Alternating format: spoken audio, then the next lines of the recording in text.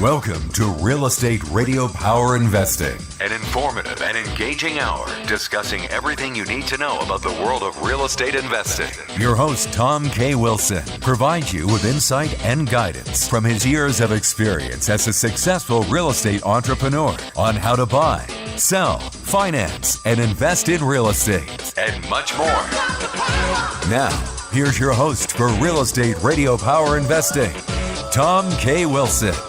Always great to have you with us on Real Estate Radio Power Investing on KDOW 1220 AM, the Wall Street Business Network, which is the leading business radio station in the San Francisco Bay Area. If you can't listen to us live, you can go to TomWilsonProperties.com and pull up our podcast for this show and past shows with folks like Robert Kiyosaki and Dr. Doug Duncan, Chief Economist of Fannie Mae, Bruce Norris, Sean O'Toole, and lots of wonderful guests, including our guest today, Ron Ricard, talking to us about 1031 exchanges, something everybody should know about in the real estate business.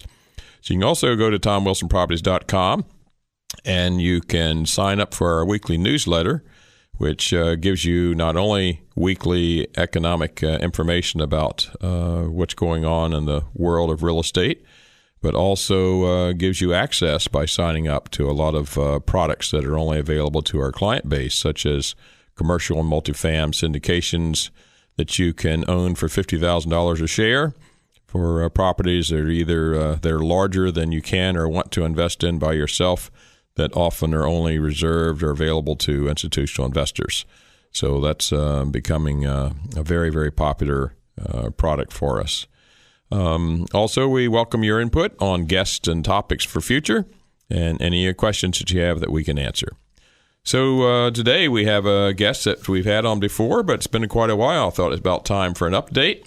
Got Ron Ricard with us today, who is the Vice President Regional Account Manager for Northern California, as a designated as a certified exchange specialist, one of fewer than 130 people nationwide who has earned that certification, as accredited by the Federation of Exchange Accommodators. Over the past 14 years, Ron's taught 1031 exchange accredited courses to over 30,000 investors, real estate agents, and others. And it is great to have him back, and his company is IPX 1031. And I can attest to the fact they do a good job, and Ron does. He's done many exchanges for me, and it's nice to have Ron back. Welcome, Ron. Thanks for having me, Tom. It's great to be back. Boy, what a crazy world we live in, huh? Things, moss doesn't grow around anything, and it just keeps on moving. We got some new things happening in the real estate world, but 1031s, there's some that are worried that they might go away, but I know they've been worried about that for decades. How long's 1031 been around? Believe it or not, it's been around since 1921. Yep. And when you consider that we've only had income taxes since 1918, it's been around for pretty much as long as we've had taxes. Yeah, and when did so it used to be everybody had to show up at the table same time and swap the paper, right? It had to be all equal. I still remember when I was 12 years old, my father did an exchange, sold a house to buy an apartment building, and he was having a heck of a time finding someone to buy the house because they had to close escrow the very same day. Mm-hmm. I remember that. But as of 1984, the Congress amended the 1031 law to give us some time in between, so we don't have to close them at the same time anymore. Once the Starker case made it through, huh? Exactly, in 79, yes. And some people still call it a Starker, right? Some people, those are people who obviously probably need to retire. Hey, careful now, careful. But no, it's exactly the Starker case is what had it. But no, the rules we use today have been around for about 30 years, so we're pretty comfortable. IRS knows exactly how to interpret them, so things really haven't changed too much since then. So you said your family was in the real estate business. Well, my father was the classic story. Immigrant, came to America with nothing. 2 days after landing, got his first job, bought real estate, and had a few houses, and when converted them into apartment buildings. And when he retired, he was done with it and just sold it off, which I'm very mad he did that, actually. Oh man, yeah, None of that wound up in your lap, huh? No, unfortunately. Plus, he also sold during the recession of 93 or 92, 93, 94 in that part. So he probably didn't get his best value out of it either. But at the time, I wasn't in this business. I couldn't counsel him any differently. However, I'm sure it planted seeds for you that Absolutely. got you encouraged. So when did you get in the real estate business? Personally, other than by osmosis from your family and father. Yeah, in 2002 actually I started. It's been it's been a little bit more than 15 years. In fact, a friend of mine who knew about my family history with real estate, and he said, "You need to come work for me because this is a great." It's something that you can really teach well, and you teach well. So come work for me, and 15 years later, I'm still here. So you started off in the exchange business. Is that true? As far as real estate goes, yes. Because I actually have an engineering degree from Berkeley, right. And I worked for years, doing marketing, worked for PG&E, did a bunch of stuff. So my first foray into real estate was actually in this vehicle 15 years ago. And I know none of our listeners can relate to that. There have been no techies that have transitioned over to real estate other than you and me, right? Yeah, I was in marketing for software. That's true. And before I got into this, yes. Must be 90% of our clients are techies. So they make really good investors because they do good analysis, keep the emotion out of it. They're great, and they know that. I love providing the data and graphs and things that they need to do a good analysis of something. So It's a good, very. Once in a while, I get in another region where there aren't as many techies in it, and they find themselves shocked that techies and engineers do so well in real estate. Well, we just analyze the heck out of things. Sometimes too much, but so let's. For those who are not familiar with the details, I think probably most investors have heard of 1031s. I don't know what percent of people who own real estate have actually done one. Probably a minority, huh? I would say so. I'm surprised the number of people who've owned a piece of real estate, sometimes 20, 25 years, own multiple properties, and I ask them, have you ever done exchanges before? The answer is usually no, or if they've done it was a very long time ago. So it's not as common as you would expect, but it's something you definitely want to have. It's something as a real estate investor, it needs to be part of your tool bag. What's really painful for me is occasionally we'll get a client who has already sold something, didn't know about a 1031. They've got some money now post-tax to go invest in things, and and I'm trying to think of a nice professional way to not embarrass them or ask them, and I find they didn't use an exchange, and they've let a couple $100,000 just go through their fingers, to the Uncle Sam. And I think some people are afraid also of not knowing the rules. They think it's complicated. It really isn't, or they were just never advised when to get the intermediary on board. And, it's one of those things I always tell people. Whatever you do, get yourself educated before you go too far. Sure. So, before you even list the property, find out the rules, find out what you need to get done, and if it works for you, fantastic. If it doesn't, that's fine. It's not for everybody. I know a lot of clients end up cashing up for reasons that are important to them. But if your goal is to reinvest the money into more real estate, the 1031 is a tool you got to know about and have to be ready for when you sell your property. Okay, so let's do in the 4 minutes we got left in this segment. Let's just do a little primer for those that are kind of new to it. 1031 is just a section of the tax code that allows you to sell investment real estate and buy replacement investment real estate. So you have a rental property or a farm or property that you've been running a business from, and you want to use that money to go buy other investment real estate. There are what the 1031 code allows you to do is sell that property, buy replacement investment real estate, and in doing that, you get to defer paying taxes on the profit. Now, it does not eliminate the taxes; it just defers the taxes. But as long as you keep it in real estate, if you keep it until you die, then the cost basis steps up and your heirs pay it. Yep. So you've totally avoided it. But exactly, that's why the motto of our industry is swap till you drop. You just keep exchanging, and hopefully your heirs, when they receive it, if they have to sell out, they get the stepped up basis. All your capital gains wiped away. That's the ideal, exactly. Okay. So walk through the kind of the three main rules there of how you. There are three things that if you're comfortable with these three rules, then this is about 95% of what you need to know about an exchange. First thing is always what can I buy, How long do I have? How much do I need to spend? So let's talk about the first one. What can I buy? And the answer is, don't worry about the term like kind. Any kind of investment real estate for any other kind. You can sell a duplex and buy a shopping center. You can sell a farm and buy a rental condo. As long as it's investment real estate that you're selling and investment real estate you're buying, it does not have to be residential for residential or commercial for commercial. It can be any kind. And what shocks a lot of people, I think, is that they think of it as income property, but they can sell a house, and if you want to buy that piece of raw land up in the Sierra to build your retirement home, and it produces no income because there's nothing on it, that's still okay. Exactly. No, that works. Or I get a lot of times you get retiring doctors or professionals who've had their office and they're ready to retire, so they sell their office or their farm or their business property, and they could exchange that for a triple net commercial or apartment buildings or something that's income generating. So that's the first thing. What can you buy? Anything, anywhere in the United States. Second thing is, how long do you have? This is probably the most important thing. You have 45 days from the day escrow closes to identify it, to tell the intermediary what you're going to buy, and 180 days to actually buy it. So 45 days to tell us what you're going to buy, 180 days to close escrow. And those are calendar days. Those are firm days, no extensions, no exceptions, no excuses. You got to know what you're going to buy within 45 days, though you have almost 6 months to close escrow on it. So with tongue in cheek, I got to ask for our listeners' benefit, is it a good idea to figure out what you're going to buy, at least conceptually, before you decide to sell?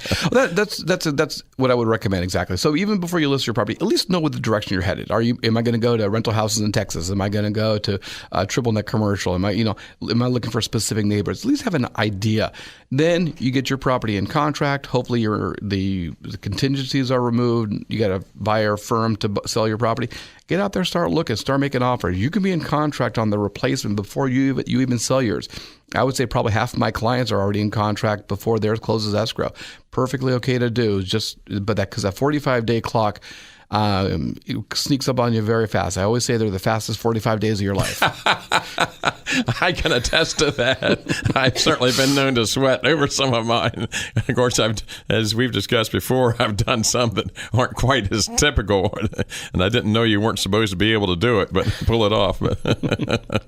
And you got the 6 months to close, and of course, what's nice is if you have a property in a hot selling area like this, and what you're going to buy is maybe a little bit harder to find, it really makes sense to get that new property under contract before you even get this property maybe had listed, but before you get it under contract. Then you buy yourself really more than 45 days. Oh, there are tricks, definitely. Yeah. Got Ron Ricard with us today, 1031 specialist and expert, telling us about not only what the rules are, but we're going to talk about potential changes in the law and how you can take advantage of that, or at least prepare for it. Stay with us. We'll be right back.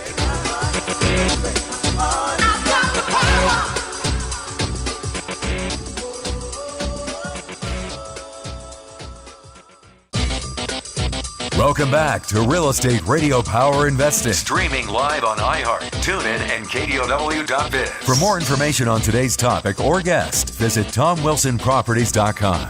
That's TomWilsonProperties.com. Again, your host for today's edition of Real Estate Radio Power Investing, Tom K. Wilson. Our topic today is 1031 exchanges, and we have with us the most experienced and smartest guy I know or in the business. His name is Ron Ricard. He's with us here in studio, and he's with IPX 1031.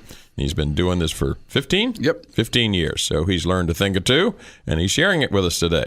So last segment we talked about the three basic rules of the like kind, the 45-day identification and 60 days to close, and we were talking a little bit about strategies of how you can really I guess you shouldn't use the word cheat, but you can buy yourself a little bit more time than 45 days by, number one, identifying ahead of time, at least strategically, what you're going after, and if you can, actually the specific property or properties, and get them under contract before you've got your sold one going, or at least once you get your, as a minimum, get your property that you're going to sell as soon as you get that under contract, often that's 45 days or so before that's actually sold. So certainly at that point in time, bang, just pretend you got that gun at your head, and you just bought yourself an extra 45. So now you kind of really have 90.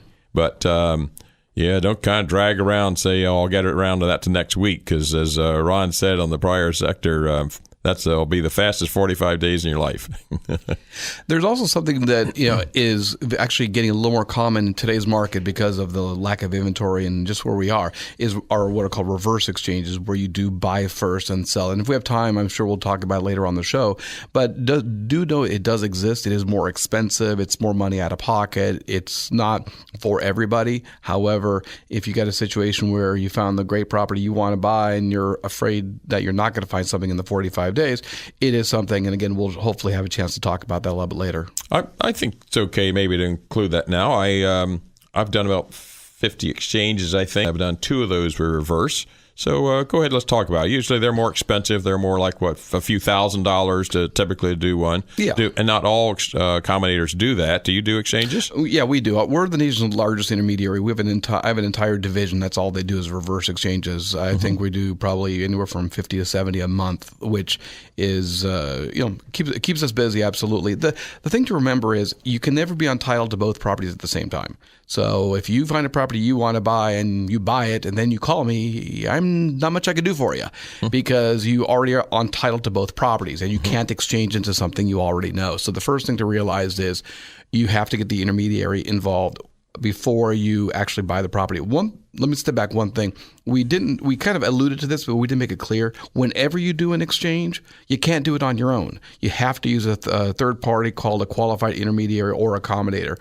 Whether it's a regular exchange or a reverse exchange, there has to be a neutral third party as part of the process. That's the role that our company fulfills, and it is something that you cannot do it on your own. You can sell real estate on your own. You can even transfer title on your own, but you got to use an intermediary when you do an exchange. And that was the main element that got added when the Starker case in 1980.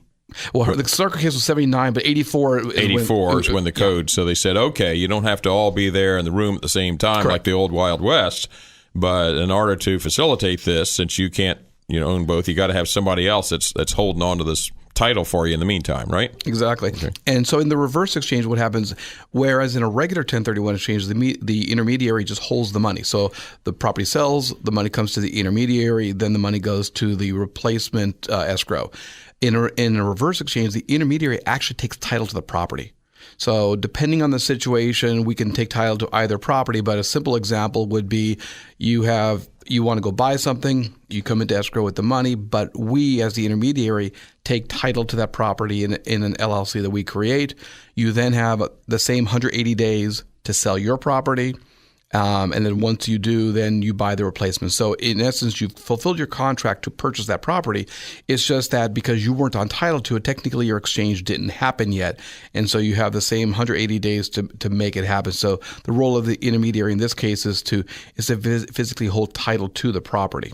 And the tough part for some people is that you've got to come up with the money to buy this property that you're going to have as your replacement, so you don't have before you have your money out of the one you're selling. Exactly. So it costs more to do the exchange, but also you got to have the money that comes up. Right. Exactly. Right. And then the other thing is the reverse exchange versus $1,000 versus could be $8,000 to $10,000 depending on the situation. So it is more expensive. Okay, Ron Ricard with us today, 1031 expert and specialist, and we're going to talk some more about the different rules, but especially where things are headed and how this can work for you to help you save paying some taxes. Stay with us.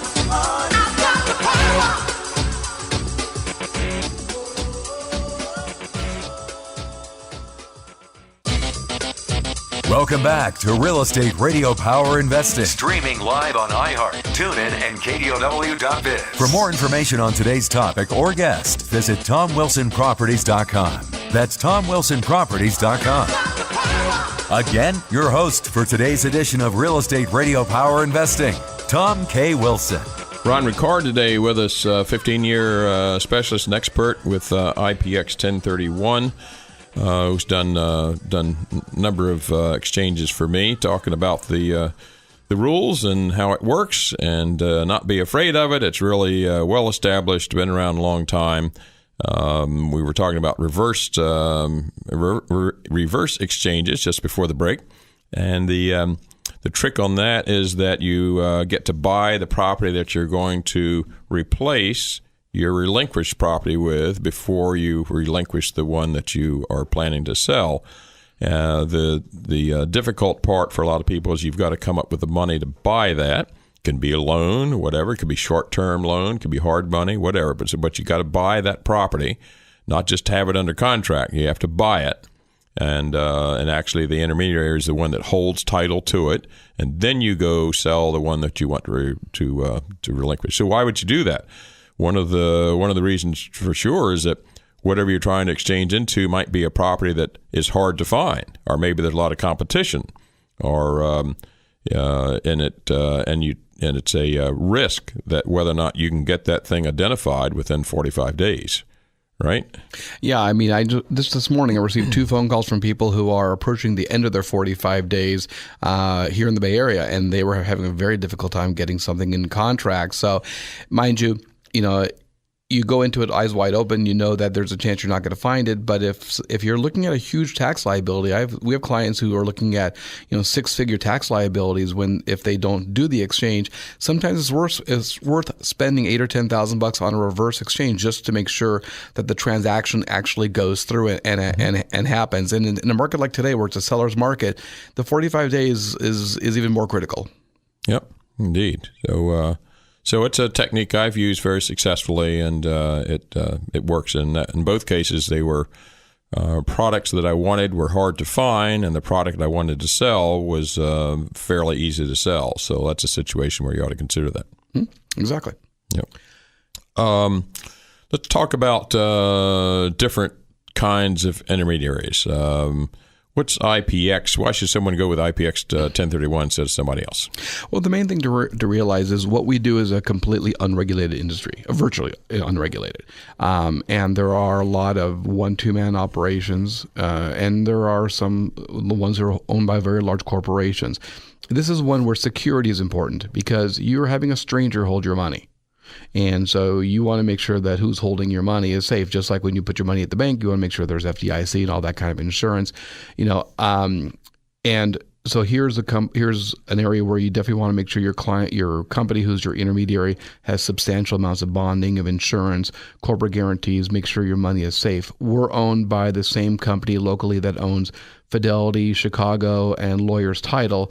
So we do probably a third of the escrows in the entire country. And so we're part of a Fortune 300 company, hundreds of millions of dollars of bonding, of insurance. This is one situation where size does matter. I don't recommend you find somebody on the internet who charges you $50 less, because you really don't know if your money is being protected at all. So, and from my experience, the fee for going with a well-established firm like yours is it's pretty competitive. Oh, yeah. So it's pretty much the same as any other reasonably qualified or even as less qualified outfits. Exactly. And in round numbers, an exchange will cost you anywhere from $900 to $1,200 depending on what you're going to buy, et cetera. So that gives you kind of a ballpark. If you budget $1,000 for an exchange, that's about what you're going to need. And let's see. So if that's going to save you $100,000 in taxes, yeah, it sounds like a good idea. Pretty good ROI, huh? Okay. Got Ron Ricard with us with IPX 1031, talking about 1031 exchanges. When we come back, we're going to start talking about where things are headed in the future, and if there's a risk there that might go away. This is Real Estate Radio Power Investing with Tom K. Wilson. Stay with us.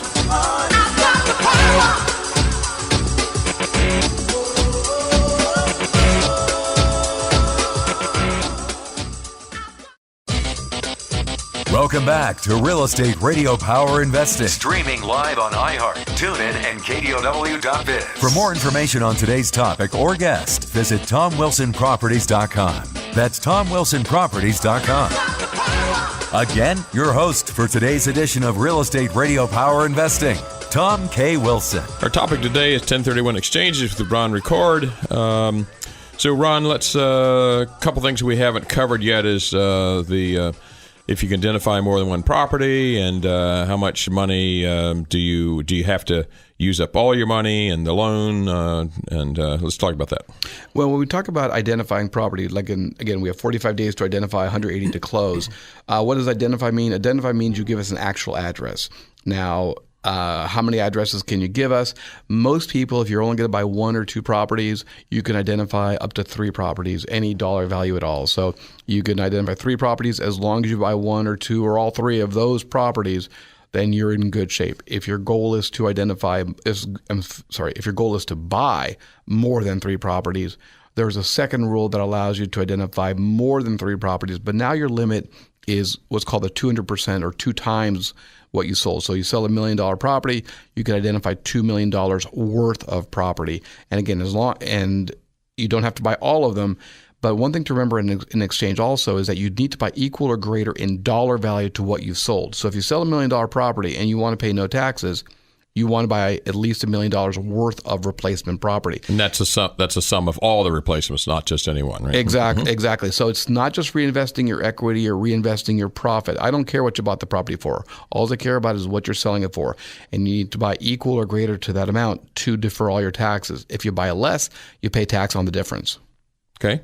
And then there's a third kind of obscure one that people don't do very often. It says you can identify any number as long as you buy them all. They say 95%, but essentially means all. Right? It's all. And I think intentionally, I've only seen maybe 3 or 4 clients in my entire history actually use that intentionally. And sometimes it works, sometimes it doesn't. But I only refer to the first 2, the 3 property rule or the 200% rule. The third one is hardly ever used. Well, I just don't like doing normal things. So my first one was using that rule, and they told me later that they'd never had anybody do that before, and I wasn't supposed to be able to pull that off. But it's like, oh, okay. I'm glad I didn't know that before. I would have been more nervous. That's good. Anything else about that ruling? The only other thing to realize is all of the equity in the property has to go into the new property. So it's not just equal or greater in total amount, but all of the equity from the sale has to go to the new property. If you want to keep some cash, you're welcome to do it. You just pay tax on whatever cash you keep. Yeah, a lot of people think that if you don't replace all of it, the whole thing's blown. That's not true, right? Not true. You just pay tax on the amount that you didn't place. Exactly. I'd say probably a quarter of my clients want to keep some cash at the close of escrow, and because they have other bills or things they want to do with it, perfectly welcome to do it. Or they want to rehab the new property or something. Right. Well, there are tricks to that. We don't have time to talk about today, but there are tricks to that too. But any cash you want to keep, you just pay tax on that. So, but if you want to pay no taxes, then you want to buy equal or greater and use all the cash. So a lot of people get hung up on the loan and amount. How much loan do I have to have? And it's I think it's clearer to think about it in terms of equity, right? If you place the equity, then the balance, you can get a loan for you. You just have to place that equity. Yeah, as 2 engineers here will say, it's A plus B equals C. A is the equity, B is the debt, C is the total purchase price. As long as A is equal or greater and C is equal or greater, B is gonna happen on its own. So essentially, the debt does need to be replaced, but it can be replaced with debt or with cash from your pocket. Either way is fine. Okay, let's switch topics. Seems like every new administration, no matter which party it is, there's rumors that they're going to kill 1031. Yeah, and I think what we're seeing in Congress this time, probably more than we have in maybe 20 years, is a real a desire to reform the tax code in general. And regardless of what party you're in, I think that that's something that right now is we're seeing more actively than we have in, like I said, probably 20 years. And it seems to me that most people, regardless of political orientation, like the idea of a simpler code. We've got 18,000 pages now. Some amazing. I only know 4, and they're the 4. The 4 that call Section 1031. That's all the only 4 I know about. And that's only 4? It's only 4 pages. Oh my goodness me, that's amazing. Okay, go ahead. Anyway, what might change? Well, there's currently a blueprint in the House that Paul Ryan came up with that would really have significant changes to real estate. They are looking at eliminating deduction for mortgage interest on investment property, not on primary residence, but on investment property. They're looking at eliminating state and local taxes as tax deductions on the federal side. They're looking at replacing depreciation with essentially what's called immediate expensing. I view that as kind of 1 year depreciation. So there's so obviously if this was implemented, it would have a huge impact on real estate. And their thought is 1031 may not be needed because this immediate expensing is going to kind of let it wash when you sell something and buy something. We are currently in Congress right now. Our president and general counsel are very actively working with people in Congress to show them while that's not true, 1031 is still needed, even if you have this immediate expensing. Though, one thing you can guarantee is that whatever is in Congress now, whatever's in the bills now, whatever's being proposed now, ain't going to be what's going to be there at the end. And there might be some other things that pile on top of it. So. Exactly, and there's a lot of push, within the Republicans as to what you want to see in the tax code. So there's definitely not one thing going forward, but. What I really want to get your listeners to be listening for is, especially once the Obamacare issue is resolved and it's one way or the other, tax reform will be the next thing on Congress's menu. Mm-hmm. And as you see tax reform bills being proposed, look at it very carefully. It's going to have a huge impact on real estate, some good, some bad, Bottom line is it's going to have an impact, and you want to know what that's going to affect. And to the degree that you think it's going to negatively affect you, let your congressman know. Let people in Washington know that if something here is not good for your business, then let's try and get things changed. It's never written until it's signed into law. Yeah, these rumors come up, as I said, with seemed like every administration, and I think simplifying the tax code is something I'd probably camp overnight to vote for that, whether it be flat tax or just something simpler. We shouldn't need 18,000 pages in order to cover all that. And but I think real estate is a critical part of the American dream and American businesses and so forth. So. I'm feeling optimistic that it won't get hurt too much. Let's hope so. But if there's any question, maybe you ought to get your exchange done now. Okay. Not a bad idea. We'll be back with a little summary in a moment. Stay with us.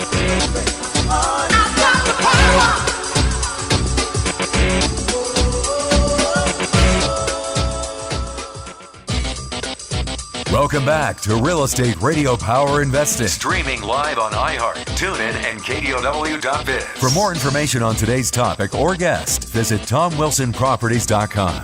That's TomWilsonProperties.com. Again, your host for today's edition of Real Estate Radio Power Investing, Tom K. Wilson. Well, it was a little bit past due having Ron back on the show. It's nice to have him back and refresh our thoughts about 1031 exchange.